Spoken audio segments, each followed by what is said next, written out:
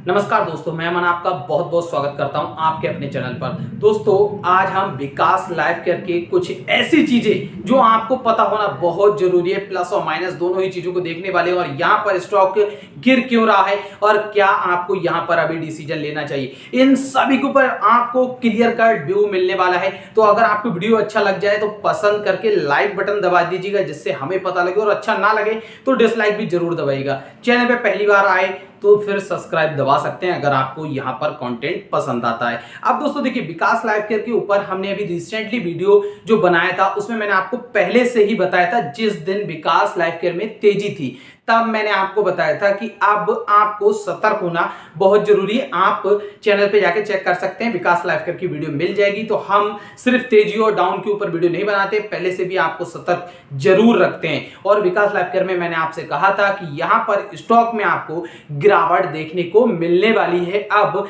और अगर आप देखें तो आपके लिए उसके जस्ट बाद ही गिरावट देखने को मिल रही है और स्टॉक ₹3.10 के करीब आज के दिन में हमें दिखाई दे रहा है। फिलहाल ₹5.10 के करीब, सॉरी।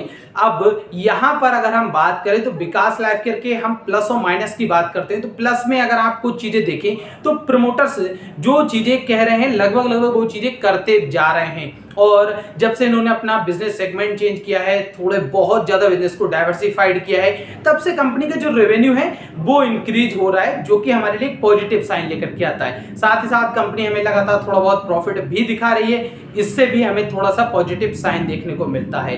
अब यहां पर बात यह आती है, क्योंकि आप देखेंगे तो निगेटिव साइन की तरफ जाएंगे तो यहां पर आपको एक और बड़ा निगेटिव पॉइंट मिलेगा, जिसकी हम बाद में बात करें। सबसे पहले एक और पॉजिटिव पॉइंट देख लेते हैं, वो है एफआईआईज ने यहां पर अपना स्टेक काफी ज्यादा इंक्रीज किया है। 12% से ज्यादा हिस्सेदारी एफआईआईज की यहां पर हो चुकी है, जिसकी वजह से जो रिटेल निवेशक है उनके मन में बहुत ज्यादा कॉन्फिडेंस आ चुका है कि अब ये स्टॉक यहां से बहुत बड़ा कमबैक करने वाला है, इसीलिए एफआईआईज ने यहां पर निवेश किया है। तो अब हम इन सभी चीजों को क्लियर करते हैं। तो पहली चीज, जो प्रमोटर्स हैं वादे जरूर कर रहे हैं, वादों को पूरा करते हुए हमें थोड़ा थोड़ा दिख रहे हैं। देखिए, हर चीज के लिए टाइम तो देना ही पड़ता है, जो कि हम दे भी रहे हैं, लेकिन सबसे बड़ी चीज हमें निगेटिव चीज दिखाई देती है, वो ये है कि प्रमोटर्स अपनी होल्डिंग कम क्यों कर रहे हैं बार बार।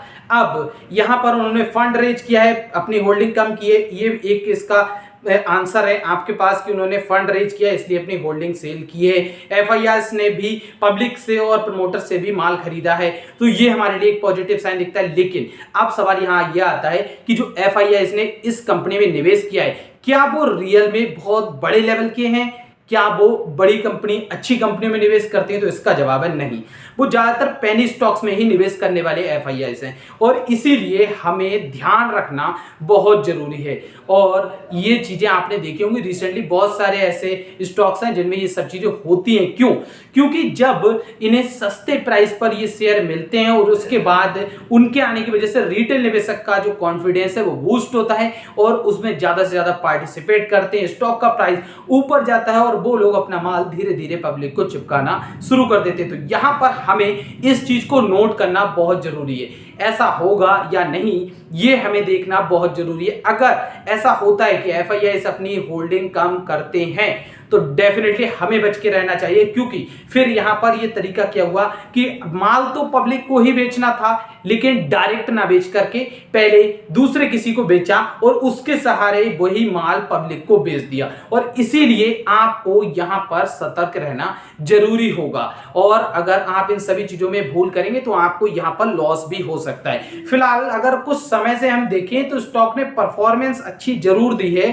हमें यहां पर कोई अगर ओवरऑल एक साल का टाइम देखे 6 महीने का, तो कोई आपको खासा यहां पर लॉस नहीं हुआ है। जिन्होंने ऊपर के लेवल पर खरीदारी की, अगर आप हमें फॉलो करते आ रहे हैं तो ऊपर के लेवल पर कभी भी खरीदारी नहीं करवाइए आपको, जिससे आपको लॉस हो। वहीं खरीदारी करवाइए जहां से आपका फायदा हो, और बेचने के टाइम भी परफेक्ट टाइम आपको बताइए कि कब आपको बिल्कुल नहीं खरीदना है। तब भी लोगों ने खरीदा है, लॉस में पहुंचे, डेफिनेटली पहुंचेंगे, क्योंकि लालच बहुत बुरी बला है। तो विकास लाइफ केयर में आपको इन सभी चीजों को कंसीडर करना बहुत जरूरी है। और स्टॉक इस समय गिर रहा है, जिसके बारे में आपको पहले भी बता चुका हूं कि इसमें फेक वॉल्यूम भी क्रिएट किया जाता है। ऑपरेटर्स इसके अंदर आज भी बने हुए हैं, और ऑपरेटर्स पब्लिक के अंदर छुपे हुए होते हैं हमेशा। जो शेयर होल्डिंग पैटर्न है उसी के अंदर आपको मिलेंगे, क्योंकि अगर इंडिविजुअल तौर पे अपना स्टेक इंक्रीज करेंगे तो उनका नाम शेयर होल्डिंग में आपको दिख जाएगा। इसलिए हमेशा मल्टीपल अकाउंट्स के साथ में मैनिपुलेट किया जाता है अकाउंट्स को, और इसी वजह से आपको यहाँ पर सतर्क रहना बहुत जरूरी है। सही टाइम पे एंट्री हो, सही टाइम पे एग्जिट आपको पैसा बनवा के देगा। गलत टाइम पे एंट्री हो, सही टाइम पे अगर आप निकलने का सोचेंगे और लालच आएगा मन में तो आप निकल भी नहीं पाएंगे। तो इन सभी चीजों को कंसीडर जरूर कीजिएगा। विकास लाइफ केयर में अब अगर हम बात करें तो हमें क्या करना चाहिए, देखिए 5 रुपए के नीचे इस स्टॉक में अपनी पोजीशन हम छोटे लेवल पर बना सकते हैं, लेकिन इस बात को आपको कंसीडर जरूर करना होगा कि पेनी स्टॉक्स में आपके पोर्टफोलियो में उतने ही होने चाहिए और उतना ही अमाउंट लगा होना चाहिए जिस अमाउंट के खोने से आपको गम ना हो, या फिर कहें तो आपका पोर्टफोलियो उससे इफेक्ट ना हो। आपके पोर्टफोलियो में उतना पैसा दूसरे स्टॉक से वापस आपको रिटर्न बतौर मिल जाए जो कि आपका पेनी स्टॉक्स में लगा है। वो पैसा अगर आप पेनी स्टॉक्स में लगाते हैं, चाहे वो विकास लाइफ केयर हो, सुजलॉन हो, ऊर्जा ग्लोबल हो, या फिर जेपी पावर हो, कोई भी ऐसी कंपनी, वोडाफोन आइडिया, तो आप कभी लॉस में नहीं जाएंगे। तो अगर आपके पास ये सारे शेयर हैं तो कमेंट बॉक्स में जरूर बताइएगा। और अगर आपने इन सभी शेयर में अपने पोर्टफोलियो का 10% पैसा ही यूज किया है तो आप यहां से बिल्कुल बेफिक्र रह सकते हैं, क्योंकि अगर इनमें से कोई 2 या 1 ने भी आपको मल्टीबैगर टाइप रिटर्न दे दिए तो आपका सारा का सारा पैसा वसूल भी हो जाएगा और प्रॉफिट में भी आप आ जाएंगे।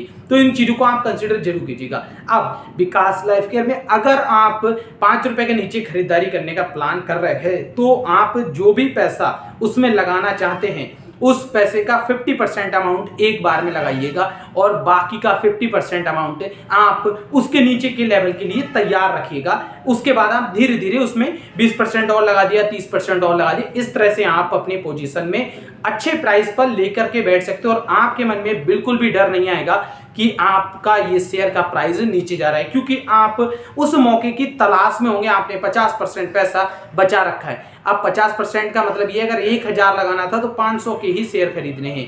500 के शेयर हम बाद में खरीदेंगे, जिसमें 200 के पहले, फिर 200 के, फिर 100 के, इस तरीके से।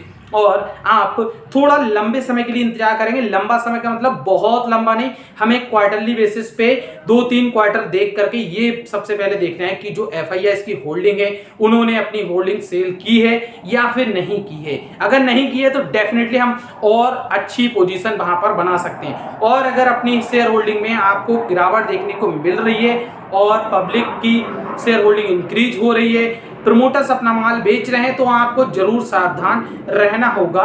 ये आपके लिए यहाँ पर एक ऐसा पॉइंट है जो आपको याद करना होगा।